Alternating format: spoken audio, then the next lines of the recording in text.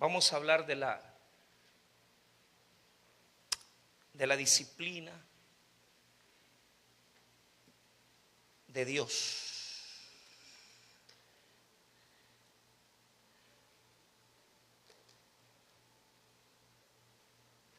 Bueno, hay que entender que cuando Jesús murió y resucitó, prácticamente Jesús no escribió nada. Él no escribió ningún evangelio, ya lo sabemos. Pero una vez que Él muere y resucita, pasa un periodo de tiempo de aproximadamente 15 años a 20 años, donde comienzan las iglesias reunidas, comienzan a tener ese deseo de conocer a Jesús. Pero el problema es que no tenemos nada escrito. Entonces, en las comunidades ya circulaban algunos dichos de Jesús, posiblemente porciones pequeñitas de lo que Él habló, de lo que Él dijo. Y lo primero que pasó en el mover de la iglesia es que comenzaron los judíos a tener sus servicios, sus cultos de adoración. Pero inmediatamente hubo un grupo de los judíos que se le llama los judíos griegos, los judíos helénicos, que ellos aceptaron la fe en el Mesías, aceptaron la fe en Jesús, pero estos griegos no se criaron en Jerusalén, sino que se criaron fuera de Jerusalén, y su mentalidad era más abierta que los de Jerusalén. Los de Jerusalén no sabían si sentarse a comer con paganos gentiles. ¿Por qué? Porque el gran problema del judaísmo, porque acuérdense que los 12 discípulos eran judíos, Jesús era judío, y los judíos aborrecen a los gentiles, a los que no son judíos. Entonces, el gran problema de la iglesia, lo primero que enfrentaron fue, claro, hubo persecuciones, eso yo lo sé, pero el problema fue, nos sentamos con esta gente que es pagana, que no son judíos. ¿Cómo hacemos para aceptarlos? ¿Les damos judaísmo o les damos la fe en Jesús? Entonces no había nada escrito del Nuevo Testamento. Y eso fue un gran conflicto, porque el primero, digamos que en el libro de Hechos uno comienza a leer y podemos entender que el primero que tiene esa carga por aquellos que no son judíos es una iglesia llamada la iglesia de Antioquía. Y en esa iglesia de Antioquía, en Hechos capítulo número 6, estaba Pablo. Ahí, perdón, en Hechos capítulo número 13 estaba Pablo. Pablo ya había creído en Jesús, pero Pablo tenía una mente más abierta que los apóstoles. Estaba el grupo que había sobrevivido de los apóstoles, que eran 11. Acuérdense que Judas murió. En el grupo del grupo que Jesús dejó, había ese conflicto de no saber cómo tratar a los que no son judíos. Pero el Espíritu Santo, diga conmigo, el Espíritu Santo los va guiando. ¿Por qué? En Hechos capítulo 8 sucede un acontecimiento. Los samaritanos que no son judíos reciben al Espíritu Santo y se convierten a Jesús. Posteriormente, los paganos, diga conmigo, gentiles, los que no son judíos, en el capítulo 10 de Hechos, se convierte un gentil llamado Cornelio. Y Pedro está ahí.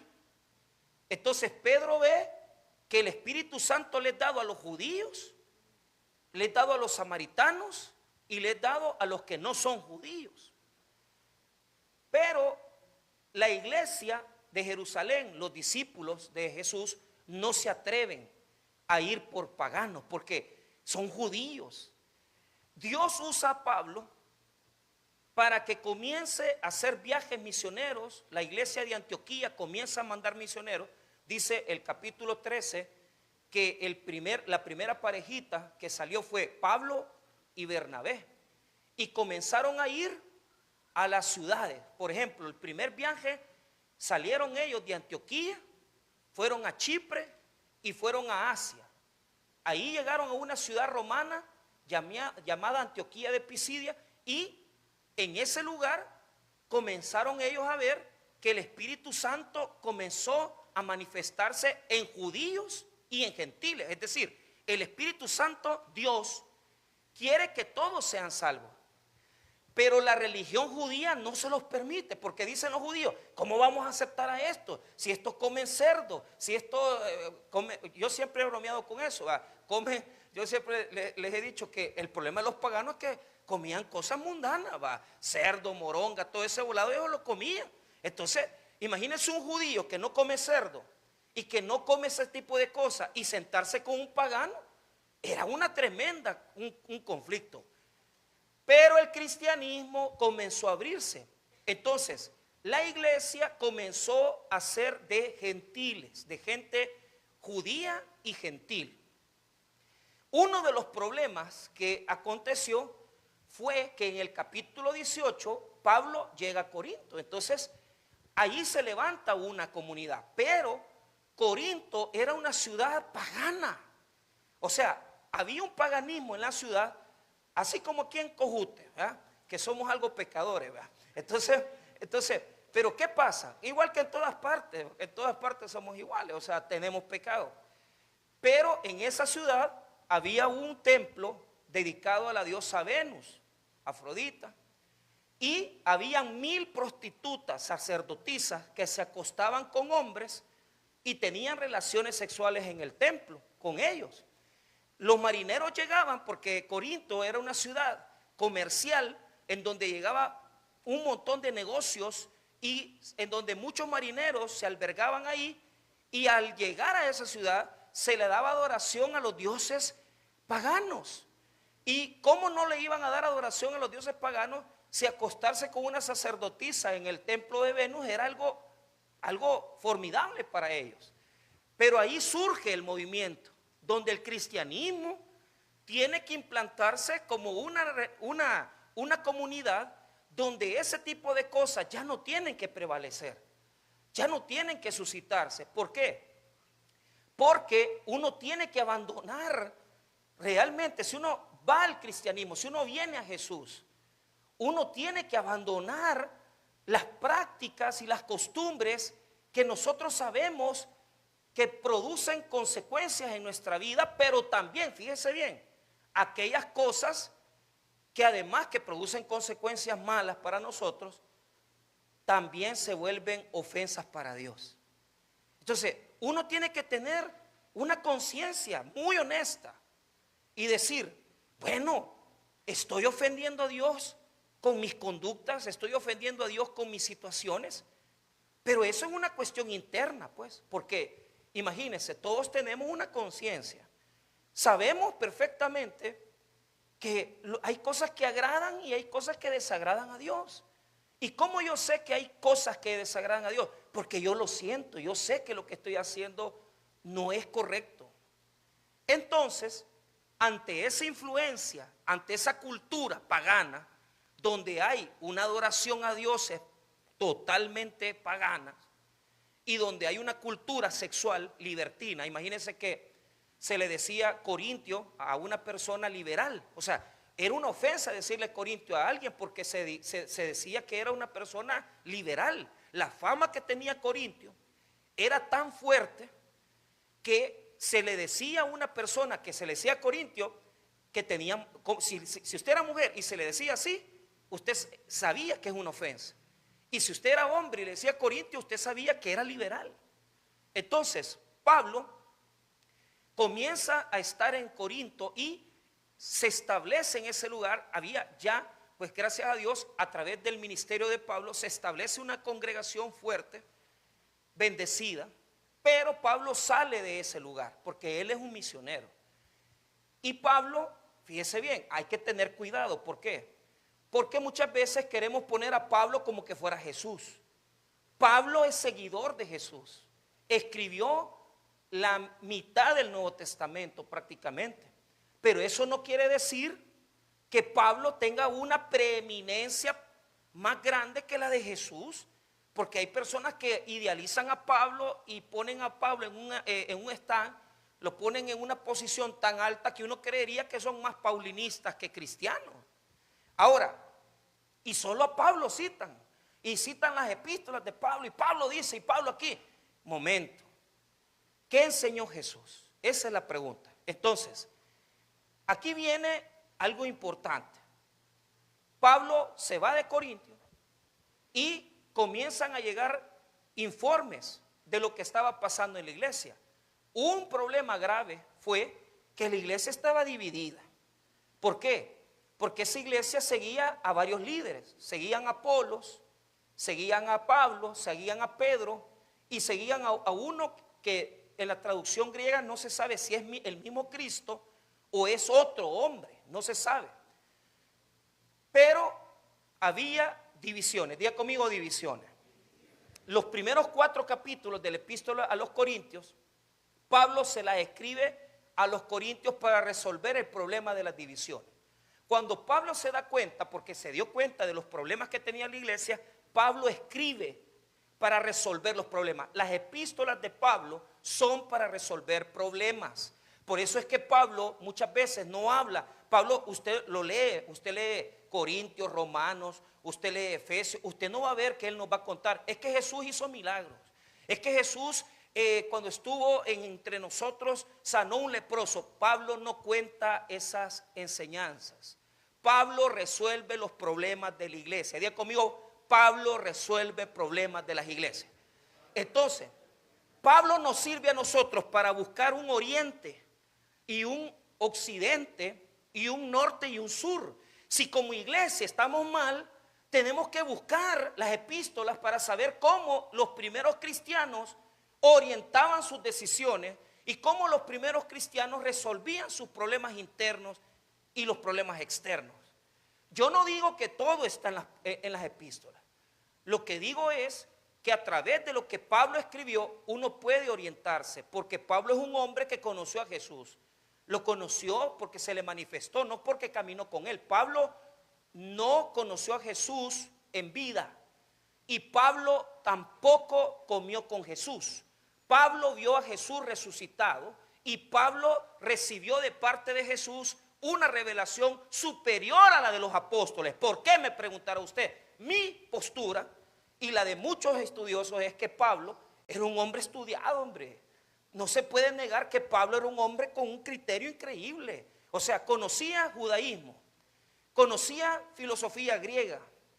Era un hombre formado a los pies de Gamaliel. O sea, era un maestro, rabino. O sea, era un hombre conocedor de la palabra. Por eso Dios lo usó como lo usó. Hablaba los idiomas, griego. Podía hablar, hermano, en diferentes situaciones de los textos de la Biblia también. Entonces Dios usa a la persona que se prepara. Por eso lo que Pablo interpretó, no lo interpretó Pedro, no lo interpretó Jacobo, no lo interpretó tampoco Mateo, porque el conocimiento y fundamento que tenía Pablo era una situación superior.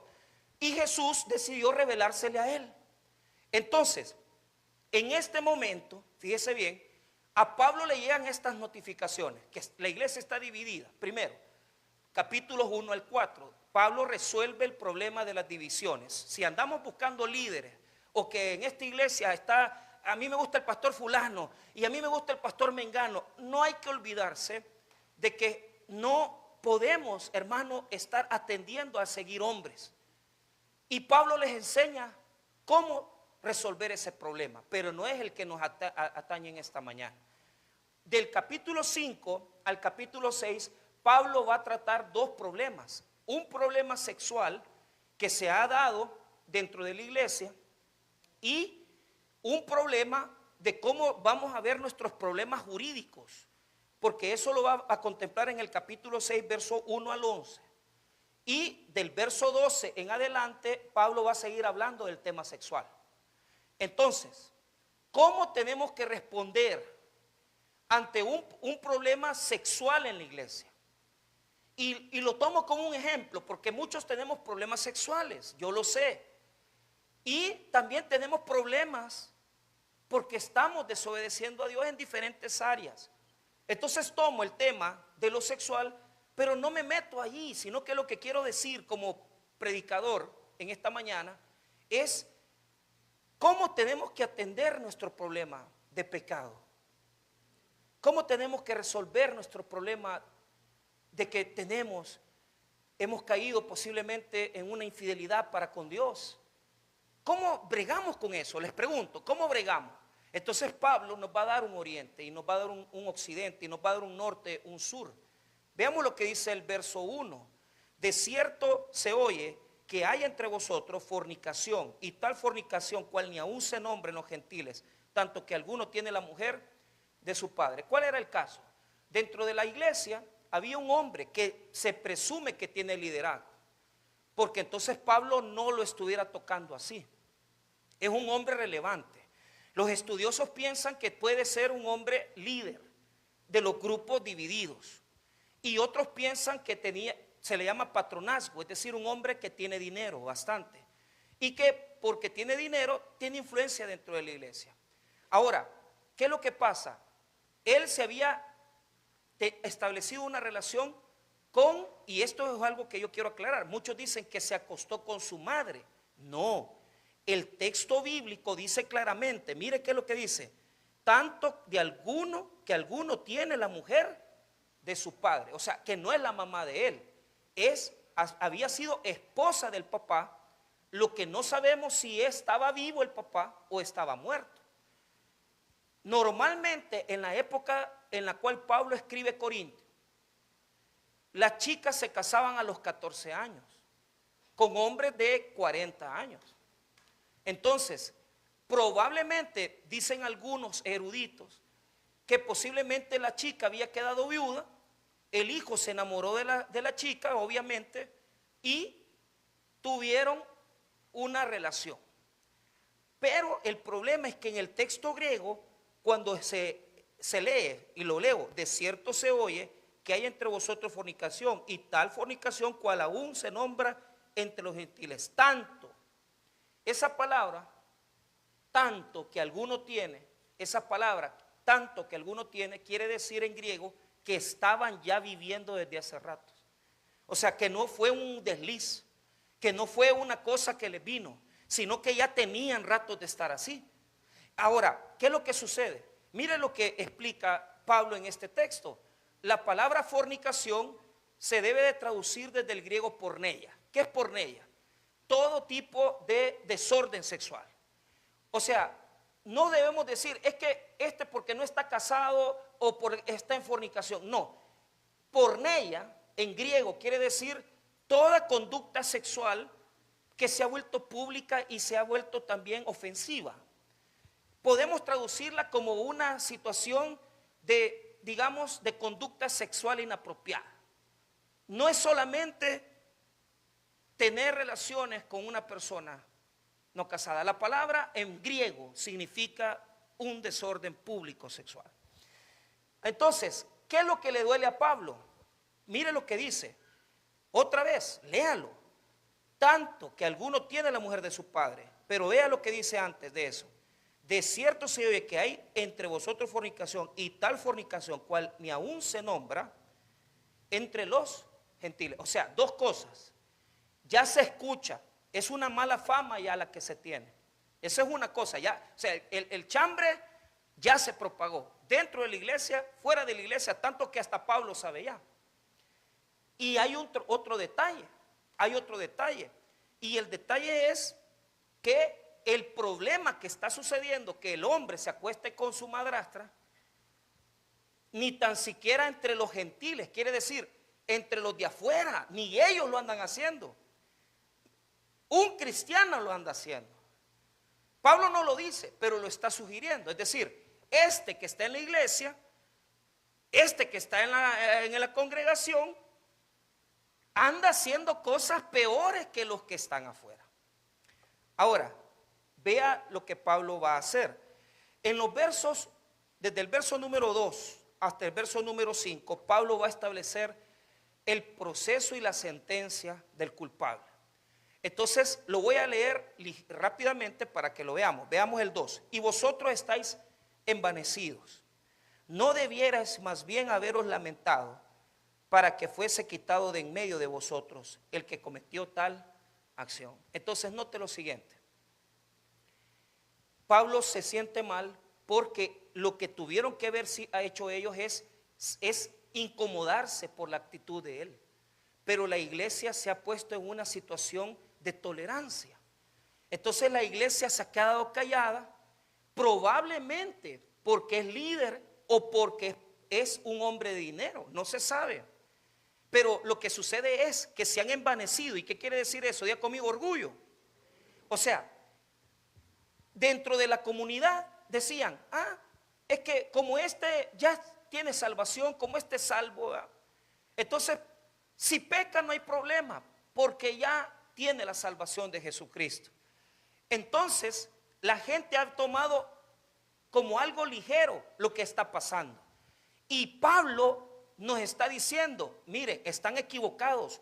Ustedes tuvieran que haber hecho algo. Ustedes tuviesen que haberse lamentado. Ustedes tendrían que estar llorando porque uno de los servidores, porque uno de los miembros de la iglesia, porque una de las personas se ha metido en este desorden. Porque es lamentable cuando una persona tropieza. Porque es lamentable cuando una persona toma una mala decisión. Pero es más lamentable creer que porque nosotros nos hacemos del ojo pacho, eso no está pasando. Sí está pasando. Y la iglesia tiene que hacer algo, pero también Dios. Entonces Pablo dictamina en los versos 3 y 4, establece una sentencia. 3 y 4 son las sentencias paulinas. Mire lo que dice. Ciertamente yo, como ausente en cuerpo, pero presente en espíritu, ya como presente juzgado al que tal cosa ha hecho. O sea, Pablo no está en Corinto, pero él desde lejos ya estableció un dolor, porque a él sí le duele lo que está pasando. Y por lo tanto, Pablo está dispuesto ya a tener una decisión con él. Verso 4. En el nombre de nuestro Señor Jesucristo. Primero, lo que presento en este texto es que Pablo no lo está haciendo solo por él. Está adjudicando autoridad de Jesús, como que Jesús mismo lo está haciendo. Por la autoridad que Jesucristo ha puesto sobre la persona de Pablo, en el nombre de nuestro Señor Jesucristo, reunidos vosotros y mi espíritu con el poder de nuestro Señor Jesucristo. ¿Por qué cita 2 veces eso? Muchos piensan que es porque el hombre decía que en el nombre del Señor estaba haciendo eso, fíjese. Es probable que lo estaba haciendo en el nombre del Señor, de alguna forma. Entonces Pablo cita 2 veces autoridad. Es como que Jesús mismo lo estuviera procesando, es como que Jesús mismo estuviera ahí. Pero lo que Pablo dictamina en el verso número 5 es esto: el tal sea entregado a Satanás para destrucción de la carne, a fin de que el espíritu sea salvo en el día del Señor Jesús. Entonces Pablo dice, entréguenlo a Satanás. Esta declaración se ha interpretado de muchas maneras. La más conocida es la más práctica. Si se entrega a Satanás a una persona, se le expulsa de la iglesia. Se le tiene que expulsar. ¿Por qué?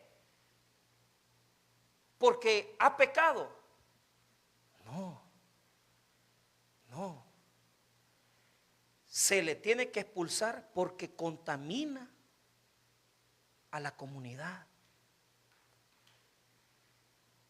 Porque su conducta daña a los demás. Fíjese que esto es algo que nosotros no nos damos cuenta. Y yo quiero que usted se ponga sincero en esto. O sea, si yo soy cristiano y yo tengo pecado en mi vida, entonces me tengo que ir de la iglesia, pensará usted. No es eso lo que está diciendo Pablo. Sino que ponga atención. ¿Cuánta gente en esta semana ha pecado? Imagínense, pusiéramos ahí a un agente aduanal, ¿verdad? Y que comenzara a ver quiénes son los que han pecado y quiénes los que no han pecado. El primero que no entra al templo soy yo. Y vos saliste porque vos has hecho esto, porque vos has hecho aquí, porque vos has hecho allá. Todos hemos pecado. ¿Cuál es el problema? El problema es que el escándalo que ha hecho este señor está dañando ya la iglesia.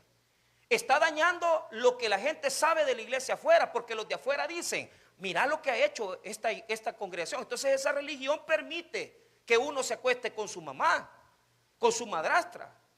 En esa religión se permite la libertad sexual, porque hay un enfoque externo que se genera porque cuando nosotros como cristianos no andamos bien, entonces afectamos a los de afuera. Ese daño es un daño fuerte porque uno nunca lo mide. Uno siempre ve como que, no, es que no importa el pecado, es que el problema es que hay un montón de gente herida afuera por gente como nosotros, que no tenemos la capacidad de ver hasta dónde va a llegar nuestro desorden. Entonces dañamos a los de afuera, pero también dañamos a los de adentro. ¿Cómo? Yo tengo que medir las consecuencias de mis actos. Usted tiene que medir las consecuencias de sus decisiones. Mi advertencia en esta mañana no es decirle no peque. Lo que yo quisiera es que no pecáramos, pues luchemos con eso. Pero el problema es que nos metemos en unos relajos que dañamos a los de afuera y dañamos a los de adentro. Pero ¿qué sucede? El daño que se ocasiona internamente es bien fuerte. ¿Y sabe qué es lo que más duele? Lo que más duele es el daño que usted se hace solo. Ese es el peor daño. Porque el problema es que este señor no se dio cuenta de todo lo que va a tener que vivir. Y yo quiero decirles esto de todo corazón. ¿Dónde tenemos que vivir nuestras fallas morales? ¿Y dónde tenemos que vivir nuestros problemas morales? ¿Y dónde tenemos que ir a resolver nuestros pecados? ¿Tenemos que salirnos de la iglesia si pecamos? No. Usted tiene que venir, seguir viniendo. Venga, pero tenga en cuenta esto. Cuando usted abraza el pecado, usted abre una puerta para que Satanás lo esté reprimiendo, azotando. Yo prefiero que haya una persona aquí que sepa que está en este momento desobedeciendo a Dios, pero está luchando para salir de la desobediencia. A una persona que me diga, pastor, yo ya me voy porque yo la verdad he pecado, entonces me voy a ir. Mire, usted sabe cuántas familias se han ido de la iglesia porque se tomó una decisión de desobediencia a Dios y el escándalo se fue alargando y dice, ay, lo primero que hace, se van de la iglesia. O sea que Jesús no sirve de nada para resolver tus problemas. Te voy a decir una cosa, si por tus malas acciones, por tu mala reflexión y por tu mal pensamiento te metiste en un pecado, el mejor lugar donde puedes estar es en la casa de Dios. Porque entonces, ¿cómo te vas a restaurar? ¿Cómo vas a arreglar tu corazón ante Dios? Cuando uno desobedece a Dios no es para apartarse de la iglesia, es para apartarse del pecado y acercarse a Jesucristo. Esta es la casa de pecadores que estamos buscando respuestas para nuestra vida. Este es el lugar donde hay una fuente de vida eterna que salva, que sana, que limpia y que quita nuestras impurezas. Pero mientras usted siga pensando de forma religiosa que porque peca ya no viene a la iglesia, se va y cree que todo se resolvió. No se resolvió. Muchos se van a otras iglesias y ¿qué hacen? El mismo desorden de vida que traían aquí lo ponen allá. Porque usted puede andar rebotando de congregación en congregación y puede andar visitando un tabernáculo y otro tabernáculo, una asamblea de Dios y una iglesia profética. Pero el problema es que la iglesia no transforma, lo que transforma es Jesucristo. Entiende una cosa, te puedes ir de la iglesia, pero tenés que arreglar tus cuentas con Jesús, porque solo Jesús te puede perdonar, restaurar y rehabilitar nuevamente. Dejen de irse. Solo porque agarran cuestiones de pecado, dejan los ministerios. ¿Por qué no arreglan sus cosas con Dios? ¿Por qué no se sinceran? Y dicen, no hombre, si le estoy regando, hombre. Estoy desobedeciendo. ¿Cuál es el requisito importante que yo debo de tener en la iglesia en esta mañana? Saber que si yo he cometido pecado y si en mi corazón yo me he sentido mal por lo que yo he hecho, y si en mi corazón yo me he arrepentido, vengo a la iglesia, lucho, paso la vergüenza que tengo que pasar, paso la indignidad que la gente, alguno sepa o que alguna persona sabe, pero paso. ¿Por qué razón? Porque, hermanos míos, escuche bien, si usted ha sido capaz de arrepentirse de su pecado, Jesús nunca lo va a rechazar por su pecado. Y usted no tiene por qué salir de aquí, porque en este lugar usted tiene que saber que la palabra y Jesucristo va a restaurar su vida. Y poco a poco usted va a ir saliendo del pecado y usted va a ir saliendo de su situación. Pero una cosa les tengo que advertir: la disciplina de Dios nos compete. Y eso de ser entregado a Satanás es duro, porque implica varias cosas. Primero, tengo que saber que tengo que abandonar el pecado. No puedo seguir viviendo así. Habrán personas que dicen que yo estoy conviviendo con otra persona, ya me separé. Lucha por eso entonces. ¿Pero por qué?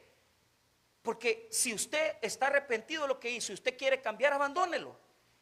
Pero si usted no se siente convencido de lo que está pasando, usted siga viviendo, siga existiendo, pero siga viniendo.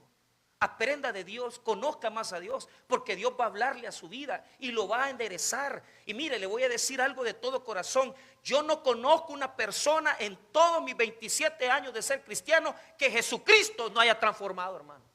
No importa tu oscuridad, no importa tu penumbra, Cristo siempre va a iluminar tu vida, porque Él tiene perdón para el pecador. Te va a rehabilitar. Pero algo soy sincero: aunque abandones el pecado o no lo abandones,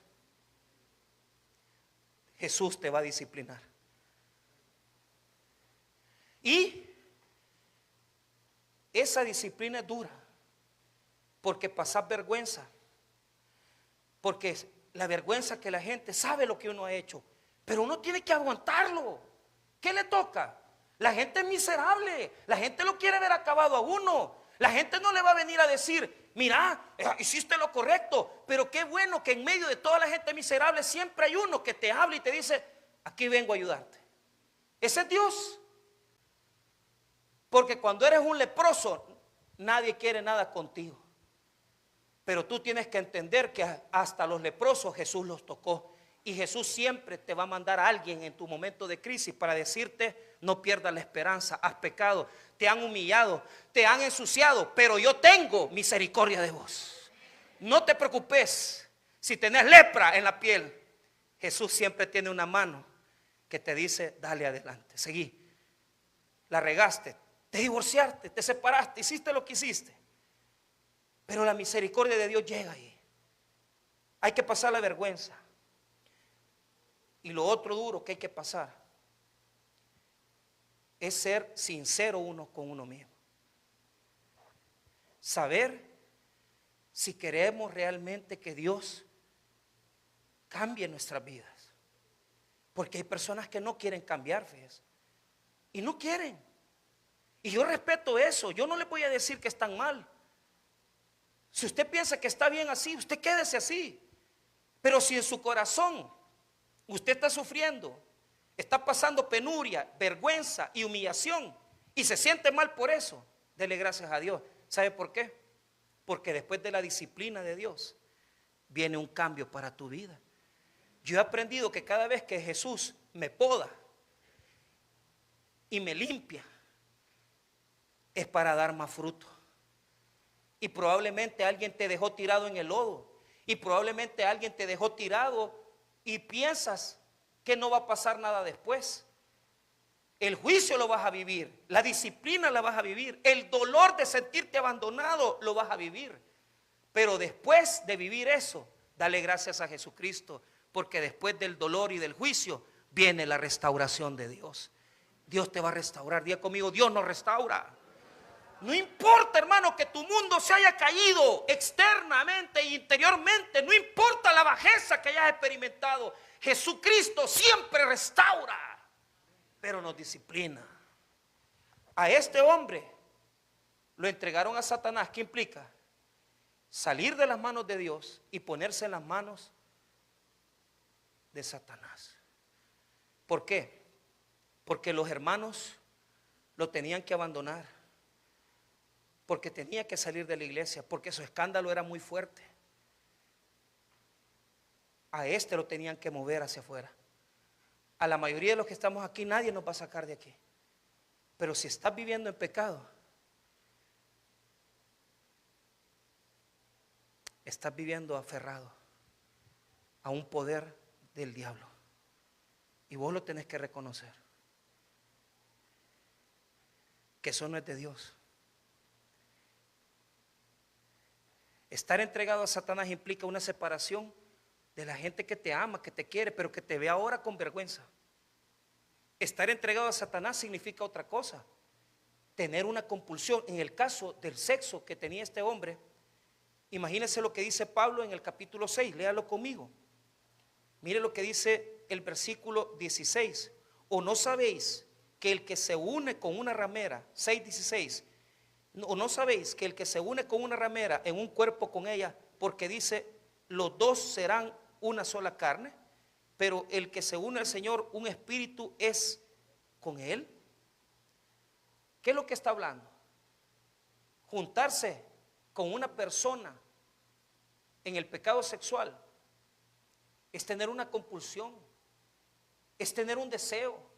Y eso se sufre también, porque usted cree que los que están viviendo en adulterio no quieren salir del adulterio. ¿Cómo no, hombre? Usted cree que el que está viviendo en fornicación quiere vivir en fornicación, quiere salir. Pero uno tiene que vivir con eso. Tiene que vivir sabiendo que estás cometiendo una desobediencia. Tenés que vivir con esa vergüenza y tenés que vivir con esa presencia de la maldad en tu vida. ¿Qué es lo que quiere Dios? Lo que quiere Dios es que reconozcas, que busques ayuda y que busques la restauración de Dios.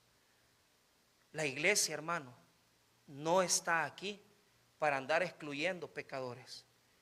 La iglesia está aquí porque esta iglesia y todas las iglesias son un hospital para el alma del hombre y de la mujer que quieren cambiar. Aquí estamos enfermos, personas con daños morales, espirituales, que queremos ser diferentes.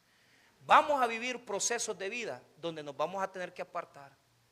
Vamos a vivir procesos de vida donde vamos a tener que sufrir la vergüenza. Pero después de esa disciplina viene la restauración. ¿Qué es lo que dice Pablo aquí? Es bien interesante, porque muchos han interpretado que esto es muy malo.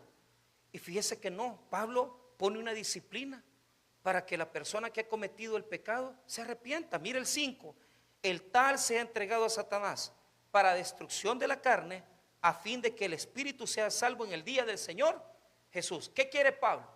Fíjese que muchos han interpretado, es que el tal sea entregado a Satanás para destrucción de la carne. Entonces la gente interpreta, entréguenlo a Satanás y que vea a Dios qué hace con él. Es que ese es el punto. Hay disciplina, sí, pero ¿qué quiere el Señor? ¿Quiere nuestra muerte? No. ¿Qué dice ahí? Para que la carne, ¿qué es la carne? Nuestras deficiencias morales, no está diciendo el cuerpo. Nuestra deficiencia, nuestras debilidades tienen que ser tratadas a la luz de Dios. Y el proceso de disciplina es un proceso donde Dios trata conmigo. Es que mire, a mí no me importa que en una iglesia me digan salite. A mí no me interesa que alguien me dice, mira, vos ya no puedes predicar porque como pastor no puedes predicar. Que ha pasado muchas veces. A mí lo que me preocupa es el trato de Dios conmigo. ¿Y qué es lo que quiere Dios? Que la carne sea apaciguada, que se entregue a Jesús, que la carne sea destruida, que el poder que tiene sobre mí la carne no me domine. No es el cuerpo, ahí no dice cuerpo, dice carne. ¿Y qué es la carne? Mis debilidades, mis deficiencias, mis pecados, mis demonios tienen que estar presentados ante Jesús, porque al final el espíritu sobrevive, pero la carne tiene que ser destruida. ¿Y qué es la carne? Es el cuerpo. No es el cuerpo, es mi debilidad. ¿Qué es lo que quiere Dios entonces? Restaurarme, cambiarme. No te estés quejando si en esta mañana estás sin trabajo. No te estés quejando si en esta mañana has venido y decir, me ha ido mal, pastor. ¿Por qué fue, pues? ¿Estás pasando una disciplina? ¿Será que estás siendo entregado a Satanás? ¿Será que la presencia del enemigo está en vos? ¿Será que en este momento te estás siendo castigado? Pero ¿qué quiere mostrarnos Pablo? Pablo nos quiere mostrar algo. Usted puede ser disciplinado, puede pasar por manos del enemigo, pero usted nunca pierde su salvación. Usted le pertenece a Dios, y como pertenece a Dios, es Él el que va a tratar con usted. Es Él. ¿Sabe qué es lo bonito? El hombre es expulsado de la iglesia. El hombre va a tener que bregar con sus demonios. El hombre va a tener que pasar por la vergüenza. El hombre va a tener que pasar por las situaciones duras. Pero ¿sabe qué es lo bonito? Vaya conmigo a 2 de Corintios capítulo 5, versículo número 11. 5:2.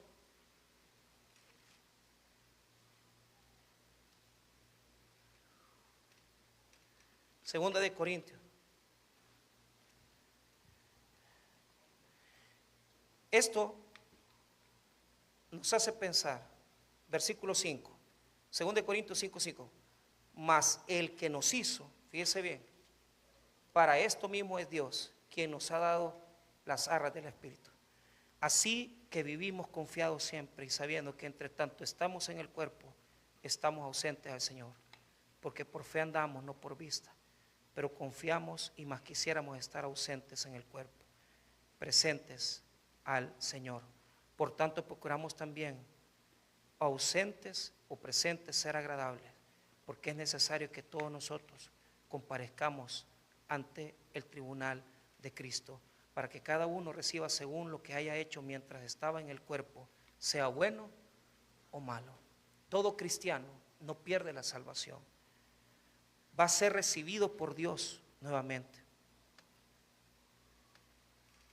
No te va a desechar, pero vas a ser disciplinado. Porque los cristianos no vamos a pasar por un juicio donde vamos a perder nuestra salvación, pero sí vamos a sufrir las consecuencias de nuestro pecado. Vamos a padecer las consecuencias de nuestros malos actos. Vamos a padecer el dolor de no obedecer a Dios. No perdemos la salvación, pero vamos a ser disciplinados en las manos de Dios. Dios nos va a enseñar a respetarlo. Dios nos va a enseñar a no pasarlo por alto. Y Dios nos va a enseñar a que no tenemos que irrespetarlo a Él. La salvación no la perdemos, pero la disciplina de Dios es que vas a tener que experimentar dolor, vergüenza, sufrimiento, para que aprendas que has ofendido su presencia. No nos libramos de las consecuencias del pecado. Este hombre se arrepintió de su pecado. Y Pablo se regocija porque este hombre dejó el pecado que estaba cometiendo. Y la pregunta que yo hago en esta noche, en esta mañana, ¿tendremos el valor nosotros de reconocer nuestras faltas? ¿Tendremos la sinceridad de reconocer las fallas que tenemos? ¿Tendremos la sinceridad de reconocer que nos hemos equivocado? ¿La disciplina servirá para cambiar nuestras vidas? ¿La disciplina nos servirá para poder ser diferentes o seguiremos viviendo en desobediencia a Dios? Las consecuencias las vivimos. La eternidad no está en juego. Pero ¿sabe qué es lo peligroso? Lo peligroso es esto, que llega un momento, si nosotros no cambiamos y si nosotros no vemos a Jesús, Jesús dice, vení para acá, te llevo conmigo. Y llega un momento donde personas que hemos ofendido a Dios, ya arrepentirnos, tal vez ya no es parte de nuestra vida. Pero Dios dice, has desobedecido mucho, como sos mi hijo, te llevo conmigo, no te puedo dejar. Y la disciplina de Dios puede llegar en algunos casos a la muerte. Pero Dios siempre nos ayuda a arrepentirnos antes. La salvación no está en juego. Lo que está en juego son las pérdidas que tenemos por nuestra desobediencia. Este hombre fue disciplinado, expulsado de la iglesia, pero se arrepintió de su pecado. Volvió nuevamente a la comunión. La pregunta es, ¿será que Dios y será que nosotros podamos revisar nuestro corazón y decir en esta mañana, tengo que luchar con esto, tengo que quitármelo, tengo que entregárselo a Jesús? Ya no quiero vivir así, ya no quiero vivir sufriendo, provocándole dolor a mis hijos, provocándole dolor a mi esposa, provocándole dolor a mi familia. ¿Por qué no nos arrepentimos y le decimos a Jesús, perdónanos, ya no quiero ser igual, queremos ser diferentes? Hay que buscar el perdón de Dios, hay que buscar la misericordia y hay que buscar la restauración. Busquemos el perdón, busquemos la misericordia y busquemos que Dios nos restaure y nos dé una nueva oportunidad. En esta mañana es una buena oportunidad para ponernos a cuentas con Dios. Vamos a orar.